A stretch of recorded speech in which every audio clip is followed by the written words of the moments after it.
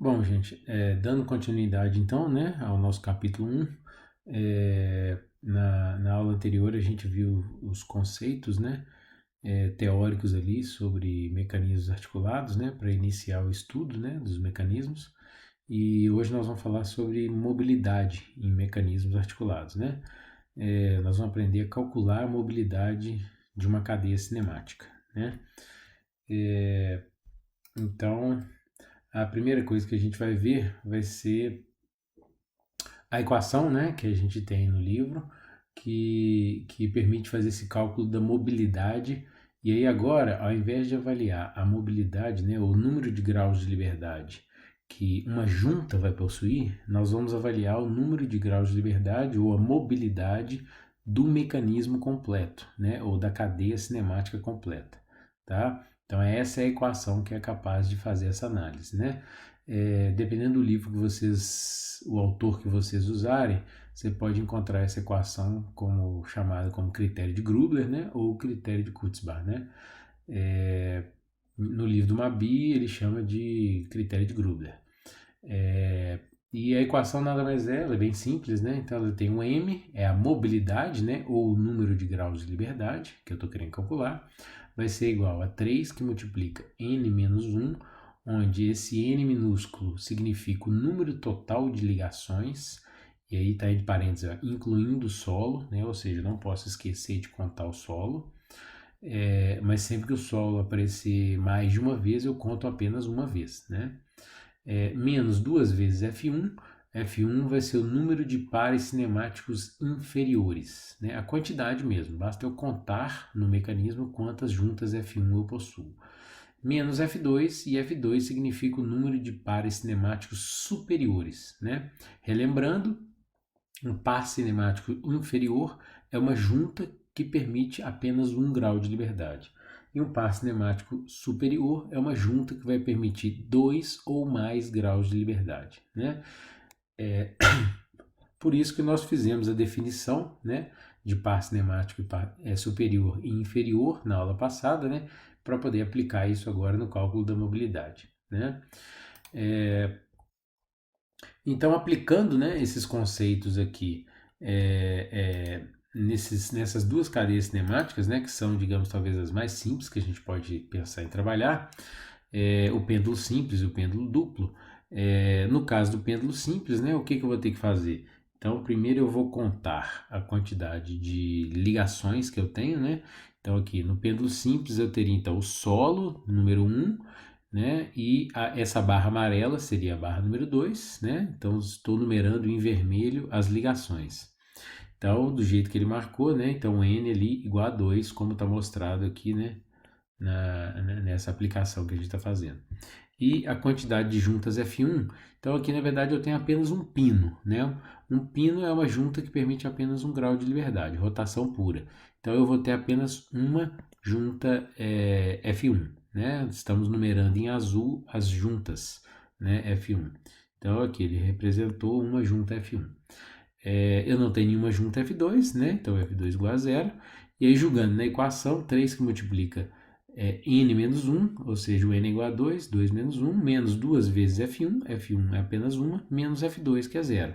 Então eu achei um grau de liberdade, né? Esse é o grau de liberdade que eu tenho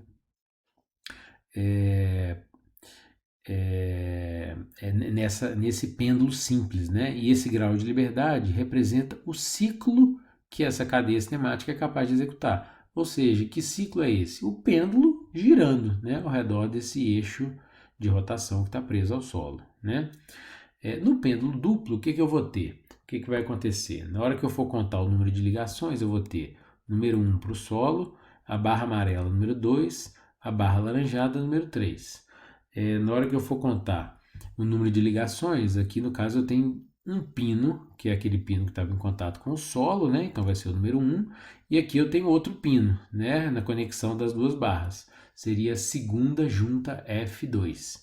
Então eu posso ver que eu tenho ali n igual a 3, F1 igual a 2 e não tem nenhuma junta F2, né? Igual a zero. Julgando na equação, eu encontrei uma resposta de 2 graus de liberdade. Então eu posso observar que o pêndulo duplo ele me deu uma resposta como sendo 2 graus de liberdade, né? O que que isso representa? O pêndulo duplo, isso quer dizer que o pêndulo duplo vai possuir 2 ciclos diferentes de movimento, tá? E quando eu avalio esse ciclo de movimento, eu estou olhando de uma forma mais ampla, tá? Eu não estou avaliando, por exemplo, se a barra está girando sentido horário ou sentido anti-horário, não. Na verdade, eu estou avaliando as possibilidades de ciclos diferentes que eu posso ter no mecanismo. Então, pensando nisso, né, quais seriam esses 2 ciclos que eu teria, né? Pensem um pouquinho, né? Se quiserem podem pausar o vídeo. E a resposta é a seguinte: os 2 ciclos seriam as 2 barras, né, a barra amarela e a barra laranjada, girando ambas no mesmo sentido, não importa se é sentido horário ou sentido anti-horário. E o segundo ciclo, né, que seria o segundo grau de liberdade, seria cada barra girando em um sentido. Também não importa se é horário ou anti-horário. Isso iria me gerar ciclos diferentes de movimento para o mecanismo, né? Então esses são os 2 graus de liberdade que eu tenho aí no caso do pêndulo duplo, né? Continuando então, né, fazendo ele agora para o mecanismo de 4 barras, né? Temos 2 figuras aí para a gente poder trabalhar, né, de mecanismos que a gente já falou um pouco sobre eles, né? O mecanismo de 4 barras e o mecanismo cursor-manivela, né? Como é que ficaria a solução desses 2 exemplos? Então, para poder analisar, o que eu tenho que fazer é, da mesma forma que nós fizemos lá para o pêndulo, contar, né, o número de ligações. Então, vamos contar o número de ligações. E uma dica importante para vocês é o seguinte: comecem sempre pelo solo. E aí, no solo, vocês coloquem o número 1. Então, toda vez que o solo aparecer novamente, ele vai ser o número 1, né? Então, eu coloquei o solo ali, número 1. Depois eu tenho essa barra aqui, que seria número 2. Essa barra, que é a barra intermediária, número 3, a barra número 4, seria, por exemplo, a barra de saída, e aí o solo novamente, só que eu já usei o número 1 para o solo, eu vou repetir o número 1, né? Então, esse é o mecanismo onde o N é igual a 4, né? O número de ligações, incluindo o solo. O número de juntas F1 são os pinos, né? Eu só tenho pinos nesse mecanismo. Então, esse pino aqui seria a primeira junta F1, lembrando que nós estamos contando a quantidade de juntas F1, né? Esse outro pino seria a segunda junta F1. Depois eu tenho mais um pino aqui em cima, seria a terceira junta F1. E aqui embaixo a quarta junta F1 nesse pino aqui de baixo. Então, juntas F1 eu teria também 4. Juntas F2 eu não tenho nenhuma junta F2. Seria uma junta que permite mais do que 1 grau de liberdade, né? Nós não temos nenhuma.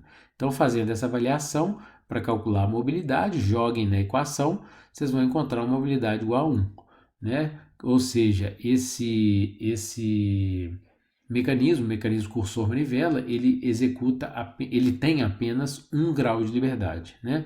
Ou seja, se eu for analisar a cadeia cinemática, realmente eu só tenho um ciclo diferente nesse mecanismo, né? Ou seja, vamos supor que eu coloque como barra de entrada a barra número 2. Se eu começar a girar a barra número 2, a barra número 2 vai transmitir esse movimento ou torque, né, para a barra número 3, e a barra número 3 vai transmitir para a barra número 4, né? Então, esse é o único ciclo de movimento que eu tenho. Uma coisa que a gente pode pensar é o seguinte: as barras 2 e 4 serão capazes de dar uma volta completa ou irão apenas oscilar? Isso é uma coisa importante para a gente pensar, né? E isso nós vamos estudar mais aprofundado no capítulo 2, né? O mecanismo de 4 barras. A resposta é a seguinte: vai depender do comprimento das barras, né? Então, nós vamos estudar lá no capítulo 2 que, dependendo dos comprimentos das barras, eu posso chegar numa situação onde a barra é capaz de dar uma volta completa ou ela é capaz apenas de oscilar, né? Mas com o comprimento da barra definida, você tem apenas uma configuração possível, né, de movimento, tá? O segundo mecanismo, que é o cursor-manivela, vamos fazer a mesma coisa, né? Então, o N, eu tenho então o solo, eu vou começar a numerar aqui do lado esquerdo, o solo número 1, depois eu tenho aqui uma barra número 2, esse círculo que está representado aí, ó, estaria representando, por exemplo, a trajetória do pino, tá? Que vai conectar a barra 2 à barra 3. né, que é a biela, né, no caso do cursor manivela. E por último eu tenho o cursor, né, o cursor número 4. Veja aqui que ele está mostrando o solo apenas de um dos lados, né, mas poderia estar representando a parte de cima também, porque esse cursor vai ter um movimento de translação somente na direção X, né? E depois novamente o solo número 1 de novo, né? Então aqui novamente o N é igual a 4. O número de juntas F1. Então vamos contar. Começando novamente do lado esquerdo, eu vou ter esse pino que está ligando a barra 2 ao solo. Depois eu tenho esse pino daqui de cima, que seria a segunda junta F1, que está conectando a manivela na biela, né, a barra 2 e a barra 3. Depois eu tenho, vamos observar muito bem o que acontece aqui no cursor. Existe um pino, que eu vou marcar ele em azul aqui, ó. Esse pino, ele permite o movimento de rotação entre a barra 3 e o cursor 4. O movimento de rotação é permitido exclusivamente por esse pino. Então, esse pino permite só 1 grau de liberdade, que é a rotação. Então, esse pino vai ser a minha terceira junta F1, tá? E o cursor 4 está transladando em relação ao solo. Então existe uma guia prismática aqui, ó, né, entre o cursor 4 e o solo.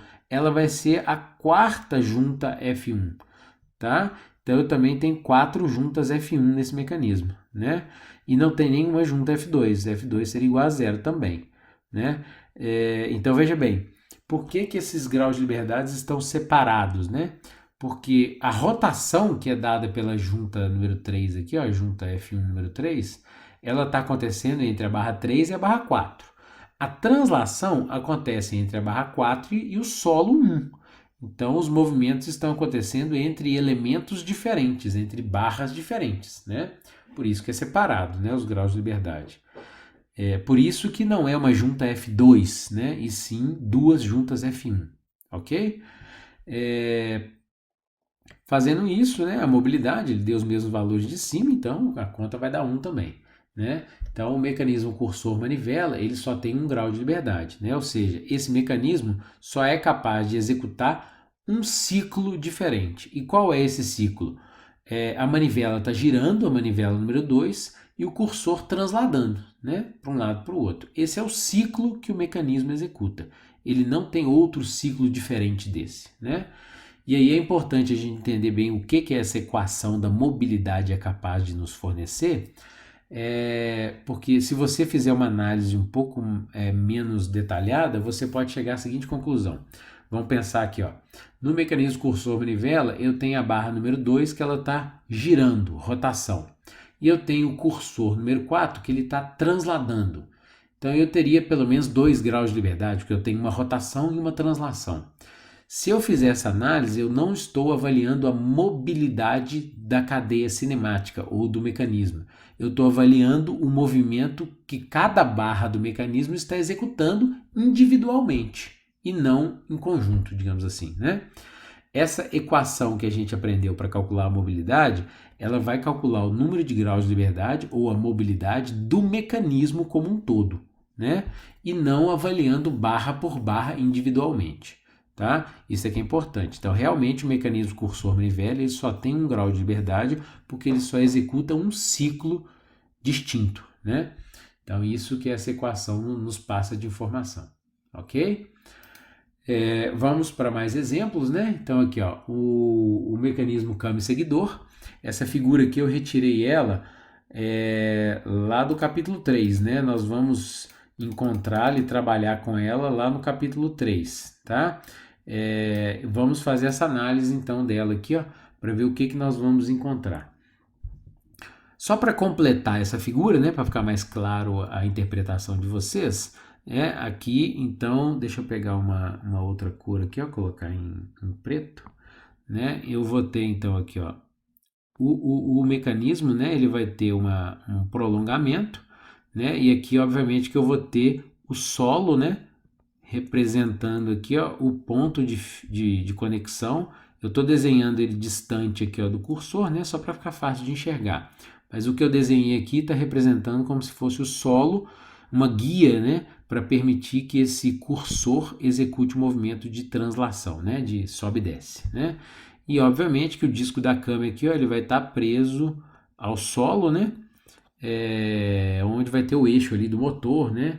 E para poder fazer o movimento. Então, calculando a mobilidade, o que eu vou ter?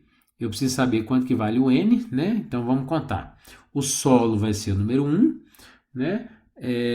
O disco da câmera vai ser o número 2, né? O cursor vai ser o elemento número 3, né? E depois eu tenho o solo novamente. Então toda vez que aparece o solo, ele é o número 1, né? Porque eu comecei por ele, tá? Então eu tenho basicamente 3 ligações, né? Nesse mecanismo. Agora eu tenho que contar o número de pares cinemáticos inferiores e superiores, né? Então, vamos começar então pela parte que possa gerar dúvidas em vocês, né? Então vamos considerar que o disco da Kami está em contato com o seguidor nesse ponto azul que eu acabei de marcar. Como a gente tinha comentado na aula anterior, né? Esse tipo de junta é uma junta de contato.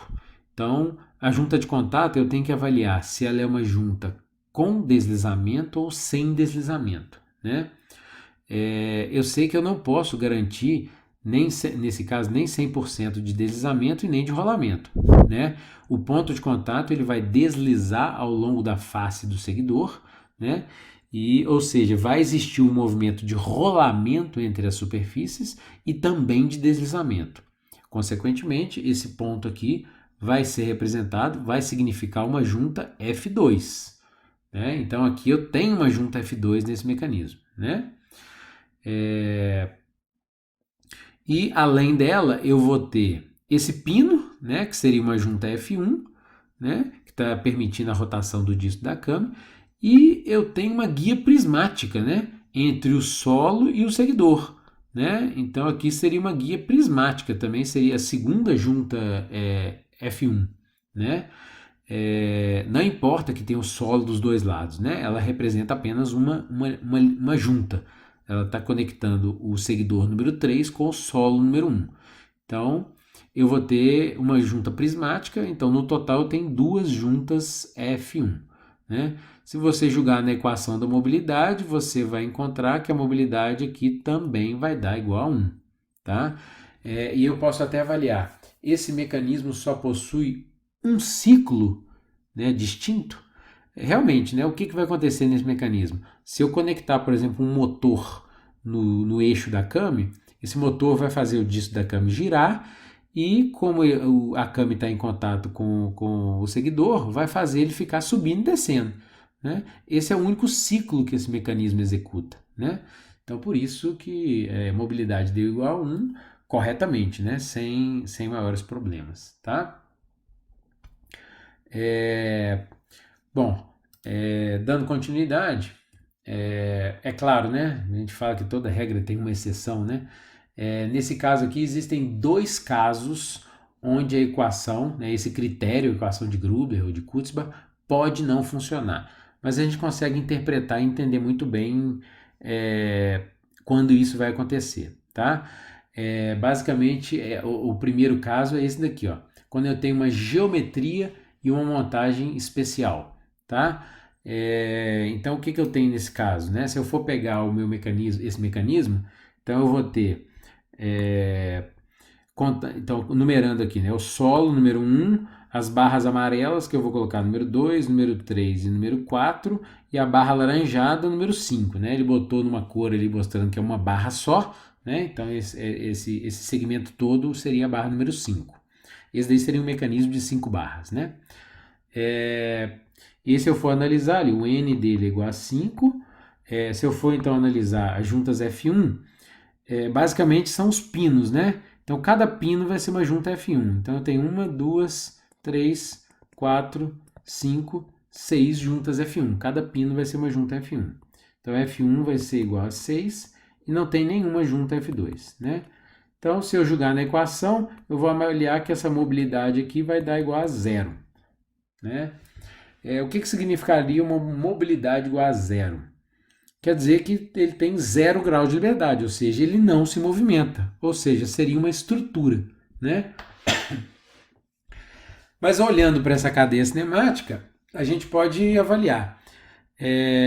Ela possui movimento, né? Eu conseguiria movimentar essa barra alaranjada e todas as barras amarelas estariam girando, né, ao redor desse eixo que está conectado com o solo.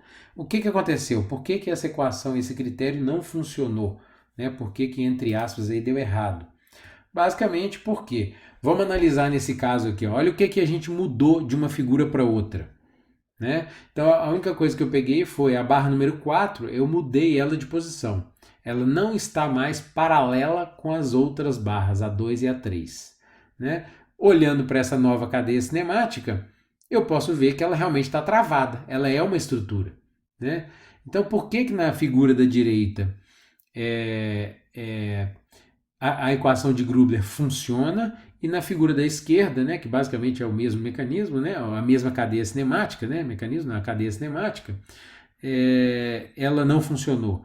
É por conta o mecanismo da esquerda possui um grau de liberdade devido à sua geometria e montagem especial. Né? Então, o que seria isso? As barras 2, 3 e 4 têm o mesmo comprimento e foram montadas de forma paralela. Isso criou um grau de liberdade, tá? Na cadeia cinemática que teoricamente não existiria, né? Se você montar ela em qualquer outra posição, ela está travada. Então a mobilidade dá igual a 0 mesmo, é uma estrutura. Nessa configuração específica eu criei um grau de liberdade. Então isso seria uma exceção, né? Que poderia dar errado, né? Que dá errado, né? Se eu aplicar a equação de Grubler, porém é passível de ser identificável, né? Eu consigo analisar e identificar que esse grau de liberdade que ele possui seria devido a essa condição, né?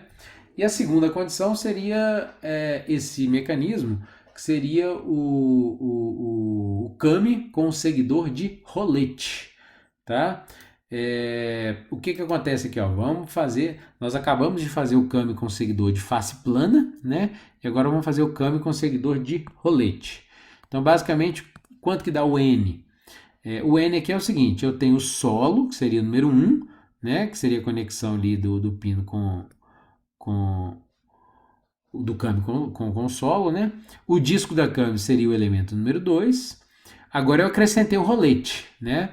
O rolete, a finalidade no câmbio com seguidor de rolete é reduzir o deslizamento, né? Então, às vezes eu tenho uma rotação muito alta e eu quero evitar o desgaste excessivo com o deslizamento. Então, eu acrescento o rolete.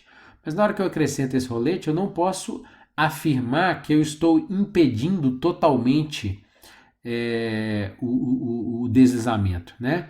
Ali eu reduzo consideravelmente o deslizamento, porém continua acontecendo deslizamento, né? Mas o elemento, o rolete é um elemento que eu tenho que contar, né? É um elemento móvel, então ele vai ser o elemento número 3 e eu tenho ainda o seguidor, que é o elemento número 4. E aí o solo novamente é número 1, né? Então o que mudou lá do câmbio de seguidor de face plana é que o N aumentou 1, né? Que é o rolete que a gente acrescentou, N igual a 4. O número de juntas F1 e F2 que eu vou ter que contar é o que eu já tinha comentado aqui, né? O contato do rolete com o disco da câmbio continua sendo um contato com deslizamento.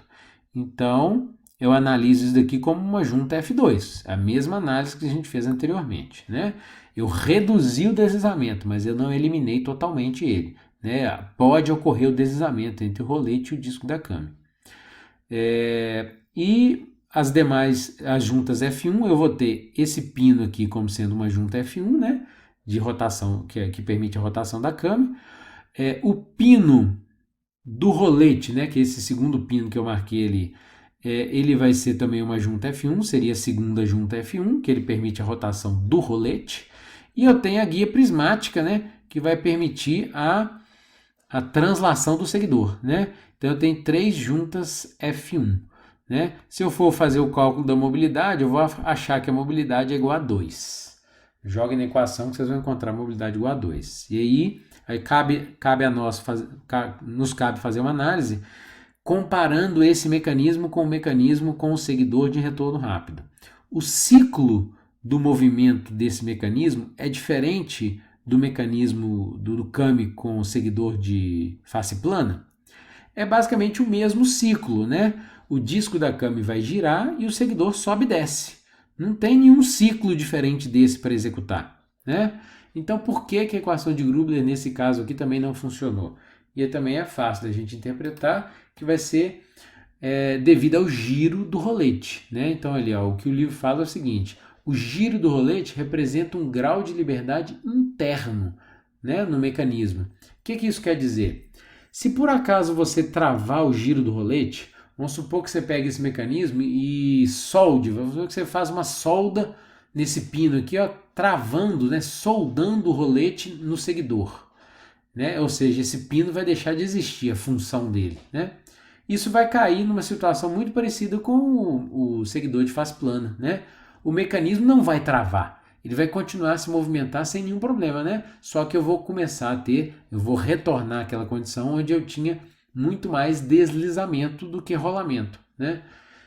Mas o mecanismo continua funcionando da mesma forma. Então, por que a equação aqui computou 2 graus de liberdade? 1 grau de liberdade é do mecanismo e o segundo grau de liberdade seria do giro do rolete, né? Então, como é que eu faço para identificar isso? Se eu tiver, geralmente quando eu tenho elementos girantes, né, no meu mecanismo. Então, se eu tiver um elemento girante, se eu travar o giro desse elemento e o meu mecanismo continuar funcionando do mesmo jeito, eu posso interpretar como sendo 1 grau de liberdade interno do mecanismo, tá? Essas são as duas situações, as duas condições onde a equação de Grubler pode dar esse problema, mas é perfeitamente possível analisar e entender o porquê, né? E a última coisa teórica que a gente tem que ver para analisar a mobilidade, né, de um mecanismo é quando eu tenho múltiplas ligações conectadas a uma junta, tá? Isso acontece nessa figura que a gente está vendo aqui, ó. Então, o que a gente tem? Aqui eu tenho uma situação onde eu vou ter aqui, ó, esse pino que eu estou marcando aqui, ó, que eu vou marcar em azul. O que acontece com ele? Nesse pino, ao invés de ter apenas 2 barras conectadas a ele, eu tenho 3 barras conectadas a ele. Então, na hora que eu for contar a quantidade de juntas F1 que possui a cadeia cinemática, eu tenho que usar essa equação. Então, olha, ó, se eu tiver M ligações conectadas a uma junta, a quantidade de juntas F1 seria M menos 1, né? Então, na hora de eu fazer o cálculo da mobilidade, para contar o número de barras, eu continuo fazendo a mesma coisa. Então, o solo número 1, aqui é a barra número 2, o solo essa barra número 3, o solo novamente número 1, essa barra número 4 e o solo novamente número 1. Né? Então, eu tenho N igual a 4. Na hora de contar o número de juntas F1, o que vai acontecer? Aqui eu tenho uma junta F1, aqui eu tenho outra junta F1, e aqui eu tenho a minha terceira junta F1, são os pinos que estão conectados com o solo. Na hora de contar nesse pino ali, ó, que está conectando essas 3 barras, a barra 2, 3 e 4, eu não posso contar apenas uma junta F1 não, eu tenho que contar ali, ó, se são 3 barras conectadas a esse pino, então vai ser 3 menos 1, 2. Então eu tenho que contar 2 juntas, então vai ser a junta número 4 e a junta número 5. Tá? Então eu tenho 5 juntas juntas F1, tá? A quantidade de juntas F1 seria igual a 5 e não tem nenhuma junta F2, né? Por que isso? Isso basicamente está querendo dizer o seguinte: uma das juntas você tem que eleger uma barra como referência, né? Uma das juntas vai representar a conexão, por exemplo. Vamos supor que eu estou elegendo a barra número 2 como referência. Então, uma junta representa a conexão da barra 2 com a 3 e a outra representa a conexão da barra 2 com a 4, já que são pares cinemáticos, né? Então, pares cinemáticos são 2 barras, né? Se você observar na prática, a gente já aplica essa equação, né? Nesse ponto aqui embaixo, né, eu tinha 2 ligações conectadas a esse pino aqui de baixo, né? Se eu pegar 2 menos 1, 1. Então eu conto apenas uma vez, né? Então, na verdade, na prática eu aplico essa equação o tempo inteiro, né? Só que quando eu tenho mais de 2, aí eu tenho que lembrar disso porque senão eu posso errar, né, cometer um erro. E aí a gente chega numa definição importante aqui para a gente, que é, a definição, né, do número de graus de liberdade em relação à definição do sistema, né? Que aqui, se eu aplicar esses valores na minha equação, eu vou achar que a minha mobilidade vai dar -1. Então, o que significa uma mobilidade negativa, né? -1, né? Basicamente significa que é um sistema hiperestático, né? Ou seja, se caso a mobilidade der igual a zero, igual a gente tinha visto anteriormente, vai ser um sistema estático, ou seja, uma estrutura estaticamente determinada, né? Se a mobilidade for maior que zero, eu tenho um sistema com m graus de liberdade, né? Ou um mecanismo. E se a mobilidade der negativa, né? Ou seja, como está marcado aqui, vai ser uma estrutura estaticamente indeterminada ou um sistema hiperestático, tá? E mais, o valor em módulo, né, que eu tenho aqui da mobilidade, no caso dela negativa, vai representar o grau de hiperestaticidade que essa estrutura vai ter. Nesse caso, eu tenho a mobilidade igual a -1, quer dizer que ele tem 1 grau de hiperestaticidade, né? Então quer dizer que essa estrutura tem um vínculo a mais do que o necessário para ser uma estrutura, né? Então, só relembrando o que seria essa estrutura hiperestática, né? Então, se eu quero, por exemplo, aumentar a rigidez de uma estrutura, tornar essa estrutura mais rígida, né? Eu posso aumentar o número de vínculos que ela tem, né? E aí, veja bem, se eu retirar essa barra número 4, ela continua sendo uma estrutura, né? Essa barra número 2, número 3 já é uma estrutura sozinha. Se eu acrescentar a barra número 4, eu acrescentei um elemento a mais, né? Para poder ser analisado. E aí, o que acontece? Vamos supor que eu faça uma mudança nesse mecanismo. Vamos supor que eu acrescente mais uma barra para cá, ó, do jeito que eu estou desenhando aqui, ó, né? Se eu acrescentar mais uma barra para cá, o que vai acontecer no meu mecanismo? Na hora de eu contar a quantidade de barras, né, o número n aqui vai aumentar 1, vai para 5 barras, né? E aqui o solo novamente, o n vai para 5, né? Já o número de pares de juntas F1, o que vai acontecer? Vai acrescentar essa junta aqui, ó, seria a junta número 6, né? E aqui agora, esse pino aqui, ó, central, eu tenho 4 barras conectadas a ele. Então eu tenho que contar 3 juntas. Então a 4, a 5 e a 7 também estaria aqui. Então F1 iria para 7. A junta F2 continuaria 0. Fazendo essa análise, eu teria uma mobilidade de -2. Ou seja, eu tenho 2 vínculos a mais do que o necessário para ser uma estrutura, tá? Claro que aqui no capítulo 1 nós vamos encontrar algumas cadeias cinemáticas que são estruturas, né? Mas a partir do capítulo 2 a gente vai trabalhar basicamente com mecanismos, né? Que a gente quer analisar movimento, tá certo?